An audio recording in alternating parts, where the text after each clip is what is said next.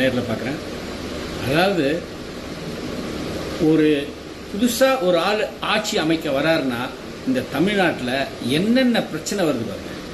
அதாவது உண்மையிலேயே மு.க. ஸ்டாலின் அவர்கள் நிச்சயமாக பாராட்டணும். நாங்கள் எந்தவித இடையூறும் தரமாட்டோம்னு சொல்லிட்டாரு. இப்போது இந்த அண்ணன் திருமாவளவன் இருக்கார் இல்லையா, அவர் 2 சீட் தான் ஜெயிச்சிருக்காரு. அவர் ஏற்கனவே தளபதி என்ன சொன்னார்னா, விஜய் அவர்கள் இந்த மாதிரி நாங்கள் ஆட்சி வந்தால் ஆட்சியில் பங்கு கொடுப்போம்னு வேற சொன்னார்.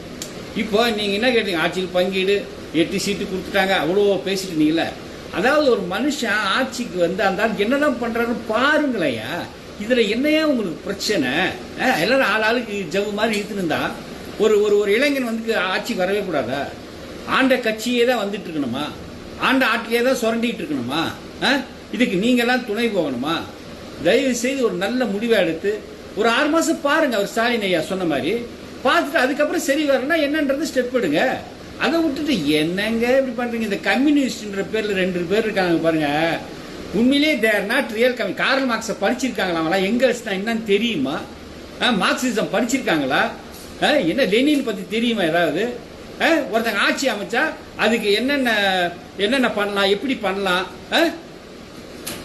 பாவங்க, தப்புங்க. நம்ம தமிழக மக்கள் சில நேரத்தில் இந்த மாதிரி சேட்டையெல்லாம் பண்ணுவாங்க.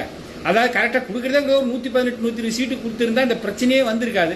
அதுல லைட்டா இப்படி ஓகே ரைட் சரி நடந்து முடிஞ்சிச்சு. பெரும்பான்மை மெஜாரிட்டி எடுத்திருக்காரு. காங்கிரஸ் இப்ப 5 சீட்டு கொடுத்துட்டாங்க. ஸோ இப்போ 115 ஆயிடுச்சு. இன்னொரு 3 சீட்டு கொடுங்கல ஐயா. ஏயா பழைய பழப்பெருச்சாலையில் தான் தூக்கி கிடாச்சிட்டாங்கல்ல மக்கள். இனிமேல் கொஞ்சம் புதுசா யோசிங்க, புதுசா சிந்தி.